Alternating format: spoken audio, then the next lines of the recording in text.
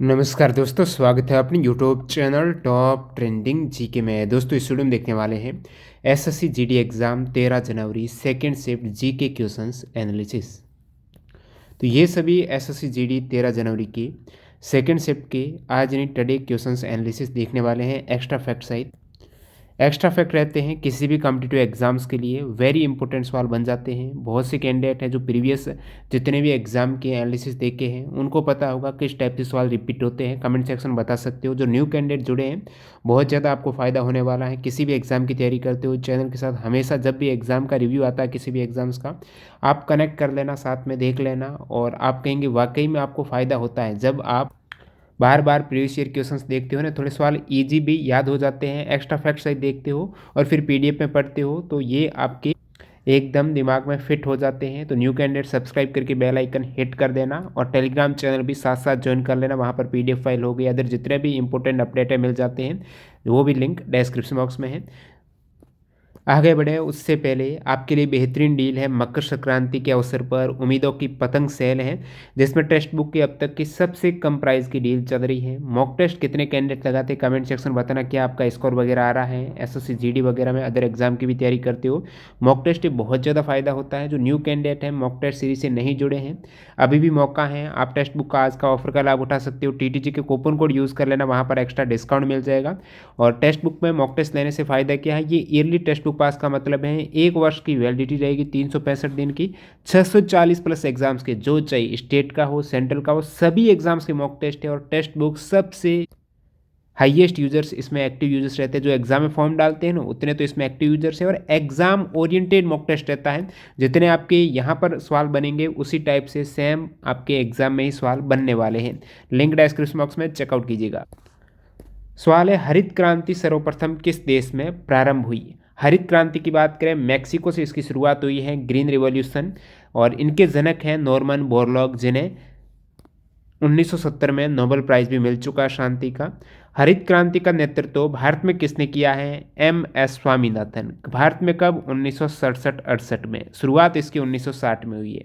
पूछा जाता है किन फसलों के लिए ये हरित क्रांति प्रभावित रही है, तो चावल और गेहूं की अधिक उपज देने वाले जो किस्म हैं, कौन सी किस्म अधिक उपज देने वाली, हाई यील्ड सीड जो सीड हैं चावल और गेहूं के। नेक्स्ट सवाल,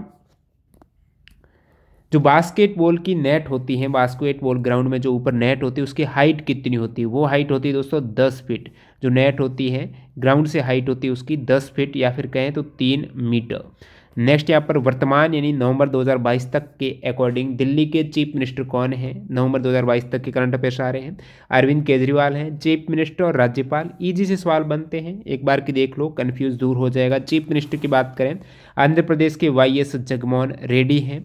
अरुणाचल प्रदेश के पेमा खांडू है। आप कहेंगे इतने याद कैसे रखें, याद करने की सबसे आसान ट्रिक रहती है, उनको बार बार रिवाइज कीजिएगा। सुबह शाम जब भी आपको टाइम मिले फटाक से 1-2 मिनट निकालिएगा। जो चीज़ें आपको जितनी मुश्किल से याद होती हैं, जितने उनको भूलते हो, उसका मकसद है आपने रिवाइज नहीं किया है। तो हो सके ऐसे कंसेप्ट को डेली एक बार निकालिएगा। असम के हैं दोस्तों हिमंत बिस्वा शर्मा, बिहार के हैं नीतीश कुमार, छत्तीसगढ़ की बात करें तो भूपेश बघेल, दिल्ली के कौन है पूछा हुआ है, गोवा के प्रमोद सावंत, गुजरात के भूपेंद्र पटेल, हरियाणा के मनोहर लाल, ठीक है, हिमाचल प्रदेश के सुखविंदर सिंह सुखू, झारखंड के हेमंत सोरेन, कर्नाटक के बसवराज बोमानी, केरला के कौन है पिनाराई विजयन, मध्य प्रदेश के शिवराज सिंह चौहान, महाराष्ट्र के कौन है एकनाथ शिंदे, कौन एकनाथ शिंदे, मणिपुर की बात करें मणिपुर एन बीरेन सिंह, मेघालय है कॉनराड संगमा। नेक्स्ट यहाँ पर मिजोरम के कौन है पू जोरमथांगा, नागालैंड के कौन है नेफ्यू रियो है नागालैंड के, ओडिशा के नवीन पटनायक, पुदुचेरी के एन रंगास्वामी, पंजाब के भगवंत मान, राजस्थान के श्री अशोक गहलोत, सिक्किम के कौन है पीएस गोले, तमिलनाडु के एम.के. स्टेलिन है, तेलंगाना के चंद्रशेखर राव, त्रिपुरा मनिक शाह है, उत्तर प्रदेश के योगी आदित्यनाथ, उत्तराखंड के पुष्कर सिंह धामी, वेस्ट बंगाल की ममता बनर्जी। ये सभी स्टेट के आपके हो गए मुख्यमंत्री। अब आपके जितने भी यूटी हैं उनके वर्तमान में उपराज्यपाल कौन है या फिर प्रशासक एडमिनिस्ट्रेटर कौन है। यूटी की बात करें अंडमान निकोबार के डी के जोशी, सभी को याद हो गएगा, अंडमान निकोबार आइलैंड डी के जोशी। चंडीगढ़ बनवारी लाल पुरोहित, 3-4 बार तो वीडियो में ही बता दिया है, इजीली याद हो जाएगा। दादर नगर हवेली के प्रफुल्ल पटेल हैं, साथ ही साथ लक्षद्वीप के भी प्रफुल्ल पटेल हैं। अब दिल्ली के हो गए विनय कुमार सक्सेना, जम्मू के मनोज सिन्हा हो गए, तो ये सभी यूटी तो आपकी कवर हो जाएगी। पुदुचेरी की कौन है, ये सुंदरराजन। लद्दाख के राधा कृष्ण माथुर। नेक्स्ट वाला देखते हैं, सीबीएसई अध्यक्ष कौन है। सीबीएसई के अध्यक्ष है दोस्तों निधि चिब्बर, और इनसे पहले विनीत जोशी थे सीबीएसई के अध्यक्ष हैं। फरवरी 2022 तक रहे थे विनीत जोशी, और 22 से फरवरी 2022 से निधि चिब्बर है। और ये जो विनीत जोशी है वर्तमान में एनटीए जो नेशनल टेस्टिंग एजेंसी है इनके ये डायरेक्टर जनरल है, ठीक है। सेबी के अध्यक्ष की बात करें तो महदबी पुरी बुज, सेबी यानी security and exchange board of India के वर्तमान अध्यक्ष हैं महदबी पुरी बुक। और पूर्व सेबी के कौन थे इनसे पहले, अजय त्यागी। सीबीआई के आपको महानिदेशक पूछ ले, सेंट्रल ब्यूरो ऑफ इन्वेस्टिगेशन आप कहेंगे सुबोध कुमार जायसवाल। नेक्स्ट वाला 2021 की सेंसस के अकॉर्डिंग भारत की पुरुष और महिला साक्षरता दर कितनी है। पुरुषों की है दोस्तों 82.14। अब जनसंख्या से ज़्यादा टफ सवाल नहीं आ रहे, ऊपरी ऊपरी तौर पे आ रहे हैं, एक बार ज़रूर देख के जाना। महिलाओं के लिए है 65.46%, ठीक है। ये है महिला प्लस पुरुष, दोनों का एवरेज निकाला तो 74.04% आ गया। सबसे अधिक जो साक्षरता है केरल की 93.91, ये ध्यान में रखना है डाटा। लक्षद्वीप की है उसके बाद 52.28, फिर मिजोरम की है 51.58। सबसे कम में बिहार की है दोस्तों 83.82, उसके बाद अरुणाचल प्रदेश की, फिर राजस्थान की। अगला सवाल है शुंग वंश के संस्थापक पुष्यमित्र शुंग, ठीक है। और भी जो प्राचीन काल के जितने भी वंश हैं उनके आपको संस्थापक राजधानी है वो पता होना चाहिए। हरेक डायनेस्टी की कौन है, बिंबिसार। शिशुनाग वंश के कौन है, शिशुनाग स्वयं है, गिरिव्रज उनकी राजधानी थी। नंद डायनेस्टी कौन है, महापद्मा नंदा पाटलिपुत्र उनकी राजधानी। मौर्य के चंद्रगुप्त मौर्य भी पाटलिपुत्र थी। पल्लव के कौन है दोस्तों, बापा देवन और कांचीपुरम पल्लव वंश की राजधानी। चालुक्य के कौन है, पुलकेशिन सिंह प्रथम, बादामी राजधानी थी। चेरा डायनेस्टी है दोस्तों वान व्रम्बन। चोल के हैं विजल्य, कणव के हैं वासुदेव, कुषाण के हैं युझेई। नेक्स्ट वाला देखते हैं, यहाँ पर सोनल मानसिंह किस नृत्य से संबंधित है, भरतनाट्यम और ओडिसी दोनों है। सोनल मानसिंह है, भारत पहले क्या था, चोने की चिड़िया कहते थे, यानी सोनल भारत पहले था। जो भरतनाट्यम है सोनल मानसिंह है, साथ ही साथ ओडिसी भी है, साथ साथ आपको क्या मानना है, ओडिसी। और 1992 में इन्हें पद्म भूषण मिला है, 2003 में इन्हें पद्म विभूषण मिला है। सागरमाला परियोजना किससे संबंधित है, भारत के बंदरगाहों के आधुनिकीकरण के लिए सागरमाला परियोजना, बंदरगाह जो पोर्ट है ना उनको आधुनिकीकरण के लिए, मॉडर्न करने के लिए योजना 12 स्मार्ट शहर को इसमें शामिल किया गया है। और इसके अंतर्गत 8 तटीय राज्य पोर्ट कहाँ होंगे, जहाँ पर समुद्र तट होगा 7500 किलोमीटर जो है, तो गुजरात, महाराष्ट्र, गोवा, कर्नाटक, केरल, तमिलनाडु, आंध्र प्रदेश और पश्चिम बंगाल में। मिलता जुलता नाम है भारतमाला परियोजना है, जो कि हाईवे राष्ट्रीय राजमार्ग विकास परियोजना है भारतमाला। अटल पेंशन योजना किससे संबंधित है, तो जो अटल पेंशन योजना है अनऑर्गेनाइज्ड सेक्टर, असंगठित क्षेत्र में काम करने वाले लोगों के लिए एक सामाजिक सुरक्षा प्रदान करने के लिए ये पेंशन योजना 9 मई 2015 को कोलकाता से मोदी जी ने इसका शुरुआत किया है। अटल पेंशन योजना में 18 से 40 वर्ष के बीच में आपको इन्वेस्टमेंट करना पड़ेगा। जैसे ही 60 वर्ष हो जाएगा वहाँ से जितना इन्वेस्टमेंट है 20 साल जो इन्वेस्टमेंट कम से कम करना ही करना है। आपके कितना निवेश है उसके अकॉर्डिंग 60 वर्ष के बाद कम से कम आपको 1000 रुपये मासिक मिलेगा, और ज़्यादा निवेश हुआ अधिकतम 5000 रुपये तक आपका मासिक एक तरीके से पेंशन मिल जाएगी। सोडियम है, पोटेशियम है, जो सबसे ज़्यादा अभिक्रियाशील धातुएँ हैं उनको रखा किस में जाता है, केरोसिन ऑयल है वो केरोसिन में रखा जाता है, अदरवाइज ऑक्सीकरण से वो खुले में जल जाते हैं, आग पकड़ लेते हैं। दूसरी पंचवर्षीय योजना में औद्योगिक नीति संकल्प 1956 में इंडस्ट्री को कितने भागों में बांटा गया था, ये सवाल एनटीपीसी में आ चुका है, सेम सवाल यानी टीसीएस कंपनी का रिपीटेड सवाल है। जो कैंडिडेट एनटीपीसी टीसीएस में जो 3500 के आसपास सवाल एक्स्ट्रा फैक्ट डाउनलोड करना चाहते हो, वेबसाइट की लिंक डिस्क्रिप्शन बॉक्स में मिल जाएगी। कैसे डाउनलोड करना है, डेमो वीडियो भी डिस्क्रिप्शन बॉक्स में चेकआउट कीजिएगा, वहाँ से आइडिया हो जाएगा। काफ़ी इंपॉर्टेंट पीडीएफ टीसीएस की पड़ी हुई है, वो देख सकते हो। 3 दूसरी पंचवर्षीय योजना में औद्योगिक नीति संकल्प है, उसमें 3 इंडस्ट्री में बांटा गया था।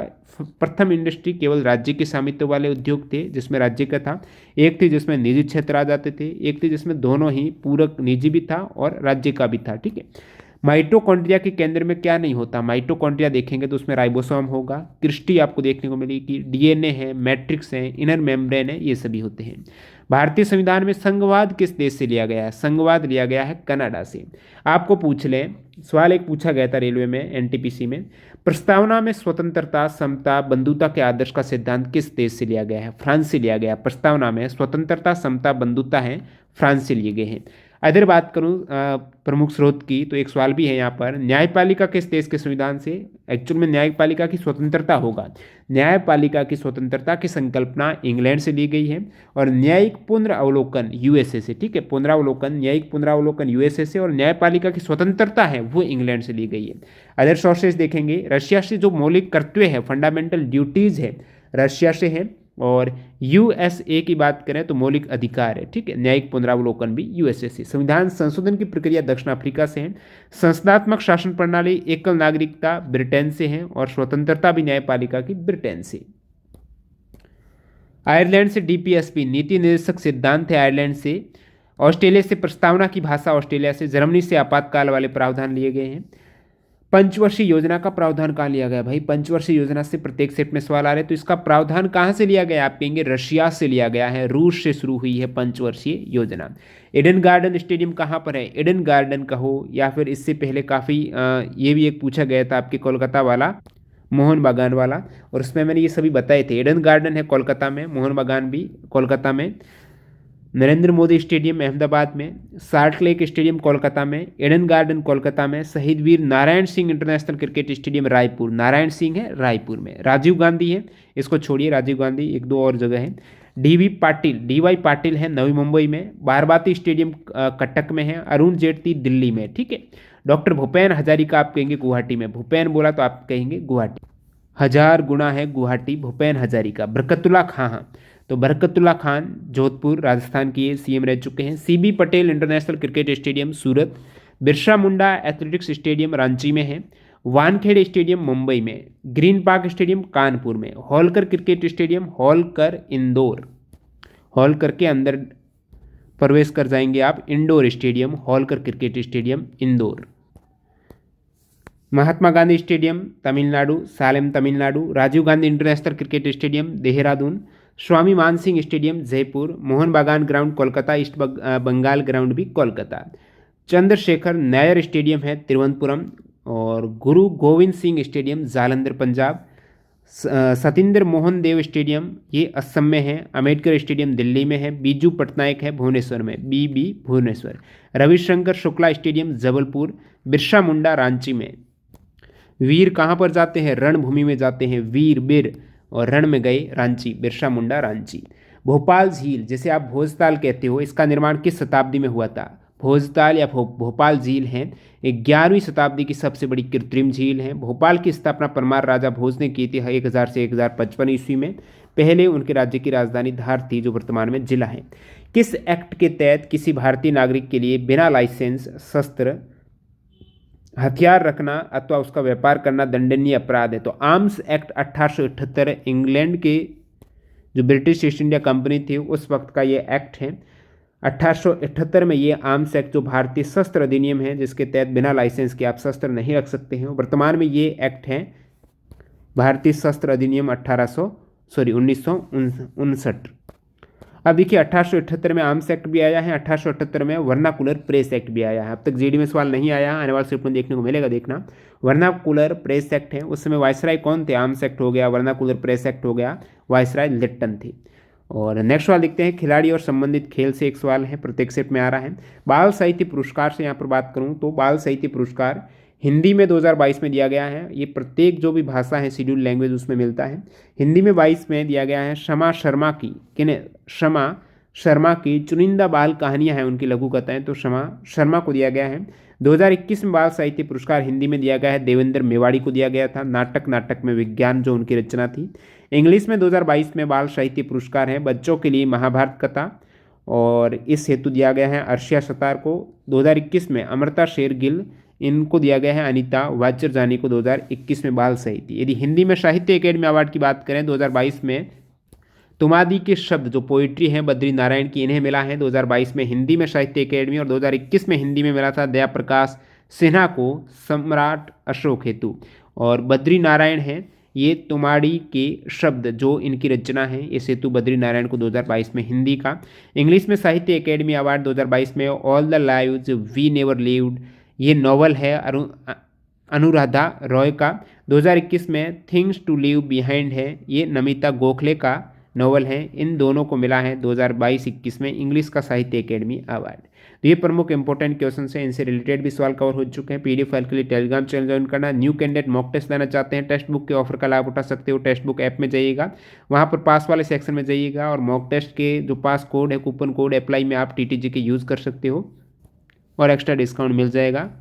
इतना एफर्ट करते हैं ये, कम से कम आप हमारा कूपन कोड तो ज़रूर यूज़ कीजिएगा। मिलते हैं नई वीडियो में, धन्यवाद।